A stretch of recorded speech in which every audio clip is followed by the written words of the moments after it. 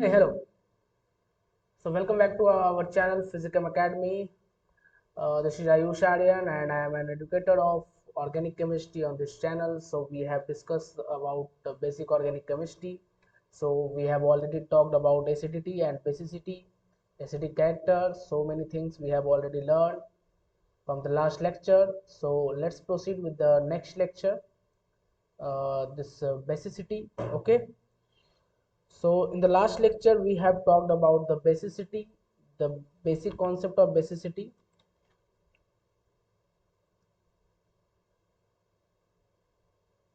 Basicity we have already talked. Some examples also we have done that. Lewis base. We have talked about the Lewis base in the last class. That data spaces which give data spaces which can easily donate lone pair of electron. Lone pair of electron. वह spaces जो कि electron donate कर सकता है, lone pair of electron donate कर सकता है, उससे हम लोग बेस करते हैं, और जितना इजीली डोनेट करेगा उतना अच्छी उसकी बेसिसिटी होगी, जैसा कि मैंने बताया था। और साथ साथ मैंने यही बताया था कि बेसिसिटी जो होगी वो क्या होगी, डायरेक्टली प्रोपोर्शनल होगी इलेक्ट्रॉन डोनेटिंग ग्रुप, क्योंकि इलेक्ट्रॉन दे रहा है, और इनवर्सली प्रोपोर्शनल होगी इलेक्ट्रॉन विथड्रॉइंग ग्रुप, क्योंकि इलेक्ट्रॉन लिया जा रहा है वहां पे। Okay, so let's talk about some more example like this question is this NH2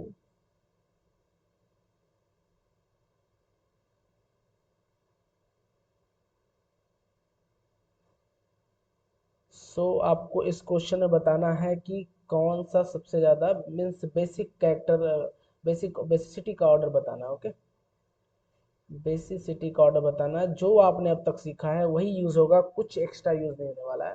तो मैं तो इसको पहले यहाँ पे पहले वाले को तो मैं अभी कंसिडर नहीं करूंगा, क्योंकि पहला वाले में कुछ लगा हुआ नहीं है, कोई ग्रुप नहीं लगा हुआ है। यहाँ पे ग्रुप लगा हुआ है electron withdrawing group, electron withdrawing group, electron withdrawing group.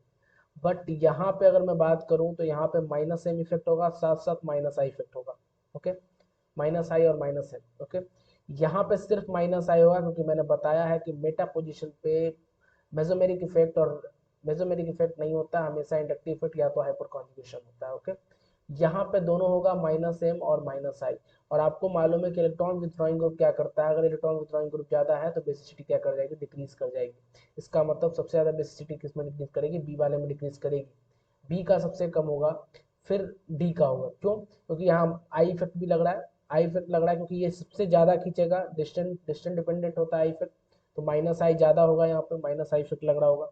ठीक है, तो सबसे कम किसका हो जाएगा, बी का, फिर किसका हो जाएगा, डी का, और फिर उसके बाद सी का होगा, और सबसे बेहतर किसका होगा, ए का, क्योंकि ए में कोई भी माइनस एम ग्रुप नहीं लगा हुआ है, इलेक्ट्रॉन विथड्रॉइंग ग्रुप नहीं लगा हुआ है। तो this is your basicity order.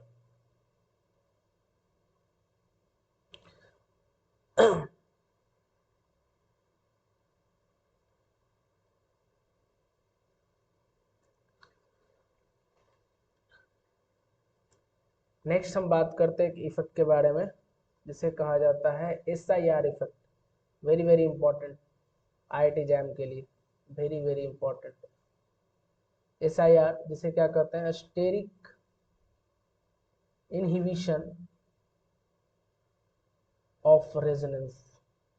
Resonance करने में दिक्कत आएगी, मतलब रेजोनेंस किसके कारण इनहिबिट हो रहा है, इनहिबिट होने का मतलब रुकावट, steric, steric reason, reason is the steric.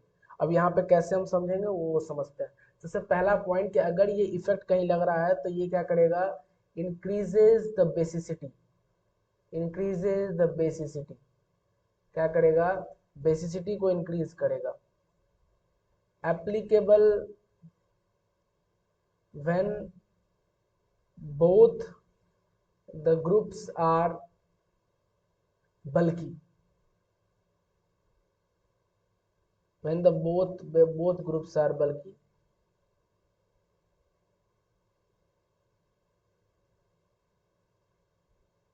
like these groups, CH3NO2 Cl Br iodine, this type of group अगर रहेगा तो स्टेरिक हम मान के चलेंगे, स्टेरिक होगा, वहाँ पे एप्लीकेबल होगा ये जो इफेक्ट है steric inhibition of resonance effect. यहाँ पे हम लोग किसके लिए अप्लाई नहीं करेंगे वो भी देख लेते हैं जरा। Does not applicable, does not apply on hydrogen fluorine, छोटे एलिमेंट के लिए अप्लाई नहीं करेंगे, OCH3 ड्यूटेरियम NH2 अगर ये रहेगा तो। और ये ध्यान रखना है when both the groups are bulk, ये इंपॉर्टेंट है, बोथ द ग्रुप्स, दोनों ग्रुप्स। अब कहाँ की बात कर रहे हैं हम लोग, कौन से ग्रुप और कहाँ पे रहेगा तो इस इफेक्ट को हम लोग अप्लाई करेंगे। एग्जाम्पल मैं दे रहा हूँ, वहां से आपको बेहतर समझ आएगा। तो यहाँ पे मैं लिख रहा हूँ NCH3 ओके, और यहाँ भी मैंने एक CH3 डाल दिया, ठीक है। और एक मैंने एग्जाम्पल ले लिया NH2 का, NH2, यहाँ भी लोन पेयर ऑफ इलेक्ट्रॉन है, यहाँ भी लोन पेयर ऑफ इलेक्ट्रॉन है, यहाँ भी रेजोनेंस हो रहा है, यहाँ भी आप कहोगे कि रेजोनेंस हो रहा है, लेकिन नहीं, रेजोनेंस नहीं हो रहा है। कारण ये है कि यहाँ पे जो ग्रुप है, ये ग्रुप जो है, ये दोनों ग्रुप और साथ में ये जो ग्रुप है ऑर्थो पोजिशन पे, ऑर्थो पोजिशन पे ये दोनों आपस में क्या कर रहा है, स्टेरिक हिंड्रेंस, हिंड्रेंस पैदा कर रहा है, जिसके वजह से दो जो ग्रुप है, ये जो ग्रुप आपको दिख रहा है, ये ग्रुप क्या कर जाता है, आउट ऑफ प्लेन चला जाता है, out of plane, out of plane चला जाएगा। इट मीन्स डैट अगर आउट ऑफ प्लेन चला जाएगा तो ये रेजोनेंस में नहीं जा पाएगा, क्योंकि ये इन प्लेन है, ये बॉन्ड कहाँ है, इन प्लेन है, ये बॉन्ड कहाँ पे है, इन प्लेन पे है, इन प्लेन, और ये चला गया आउट ऑफ प्लेन, हिंड्रेंस के वजह से आउट ऑफ प्लेन चला गया, जिसके वजह से रेजोनेंस में नहीं जाता है। और अगर रेजोनेंस में नहीं जाएगा तो ये फ्री होगा इलेक्ट्रॉन डोनेट करने के लिए, और यही कारण है कि इसकी बेसिसिटी जो होगी वो ज़्यादा हो जाएगी एज कंपैरिजन टू एनिलीन। उम्मीद है आपको समझ आया होगा। तो रीज़न आई थिंक समझ में आ गया। रीज़न मैं यहाँ लिख दे रहा हूँ, रीज़न क्या है, reason distortion in planarity, distortion in planarity, okay, means out of plane चला जाएगा। और मैं लिख देता हूँ,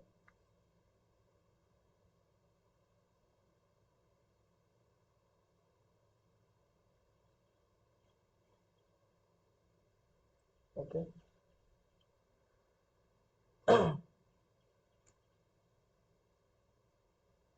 किसे हम कहते हैं SIR effect, steric inhibition of resonance. अगर ये दोनों ग्रुप बड़ा होगा तो आप हमेशा इसको ज़्यादा प्रायोरिटी दोगे, इसकी बेसिसिटी जो होगी वो ज़्यादा होगी। नेक्स्ट इफेक्ट की ओर बढ़ रहे हैं हम लोग, SIP इफेक्ट। अब दोनों में बहुत अंतर है, ठीक है, इसलिए आपको ये दोनों इफेक्ट अच्छे से आना चाहिए। स्टेरिक इनहिबिशन इन प्रोटोनेशन, प्रोटोनेशन, अब जहाँ पे प्रोटोनेशन होती है उसकी बेसिसिटी ज़्यादा हो जाती है, ठीक है ना। प्रोटोनेशन मीन्स क्या हुआ, आप अगर कहीं से H+ रिलीज कर रहे हो तो उसको आप एसिड कहते हो, ओके। अगर कहीं से H+ रिलीज हो जाता है उसको एसिड कहते हैं, और कहीं पे H+ जुट रहा है तो वो बेस होता है, ओके, H+ उसमें ऐड हो रहा है, ठीक है। ये ब्रॉन्स्टन लॉरी थ्योरी का आपका ये कॉन्सेप्ट है कि अगर H+ रिलीज हो रहा है तो एसिड कहलाएगा, और H+ ऐड हो रहा है तो वो प्रोटोनेशन अगर हो रहा है कहीं तो वो बेस कहलाएगा। तो यहाँ पे स्टेरिक इनहिबिशन इन प्रोटोनेशन मतलब प्रोटोनेशन में दिक्कत होगी, इसका साफ मतलब है कि बेसिसिटी क्या होगी इसके वजह से, डिक्रीज इन बेसिसिटी, यही अंतर है पिछले वाले में और इसमें, डिक्रीज इन बेसिसिटी, बेसिसिटी में क्या होगी, डिक्रीजमेंट आएगा। This is the last lecture of GOC. Okay. In the next lecture, will talk about the aromaticity, anti-aromaticity, the next application of this part. But this is separate. Okay. This much is the general organic chemistry. We will discuss some IIT JAM question in the next class also. Okay. In the next class, we will discuss some previous year questions. Okay. So don't forget to attend that class, and also try to cover these all lectures. I think 9 or 10 lectures already uploaded in the playlist. You can go and check all the lectures, so that we will discuss or we will solve the question of IIT jam and MSc entrance examination. Okay, ये कब applicable होगा? Applicable only applicable when only one group is बल्कि, सिर्फ एक group बल्कि होगा। कौन सा है? ऑर्थो पोजीशन वाला। ओके,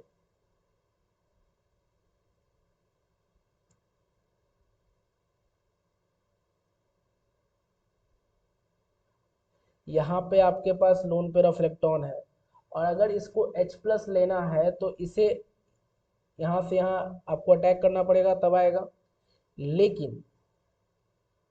लेकिन जैसे H+ आएगा, हम क्या देख रहे हैं, जैसे ही H+ आएगा NCH मान लो H आ गया, और ये H+ आया जो अभी आपने अटैक करवाया था, ठीक है। तो यहाँ पे जैसे H+ आएगा, यहाँ पे नाइट्रोजन पे पॉजिटिव चार्ज आएगा क्योंकि 4 बॉन्ड बन चुका है, और यहाँ पे क्रिएट होता है स्टेरिक इनहिबिशन। यहाँ पे बहुत तगड़ा वाला स्टेरिक हिंड्रेंस लगता है, स्टेरिक इनहिबिशन होता है, जिसके वजह से इसकी बेसिसिटी जो होगी वो घट जाएगी। अगर मैं दो में कंपैरिजन करूँ, एक सिंपल एनिलीन में कंपैरिजन करूँ इससे, अगर सिंपल एनिलीन और इसमें मैं कंपैरिजन करूँ तो क्या होगा, इसकी जो बेसिसिटी होगी इस वाले की, बी वाले की, वो घट जाएगी, क्योंकि यहाँ पे प्रोटोनेशन के बाद स्टेरिक इनहिबिशन आ रहा है, स्टेरिक हिंड्रेंस आ रहा है, जिसकी वजह से अनस्टेबिलिटी हो जाएगी, और अनस्टेबिलिटी अगर हो गई तो वो ज़्यादा बेसिक नहीं हो सकता है, क्योंकि कोई भी स्पेसीज आपका अनस्टेबिलिटी की ओर जाना नहीं चाहता, इसका मतलब ये ज़्यादा बेसिक होगा। इस कंपैरिजन टू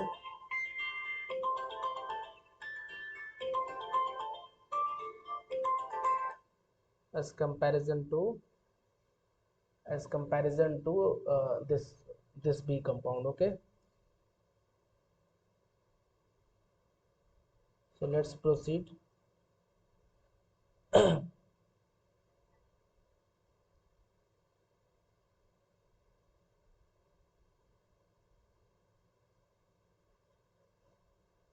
तो ये था आपका बेसिसिटी का लेक्चर जो लगभग एंड हो गया है।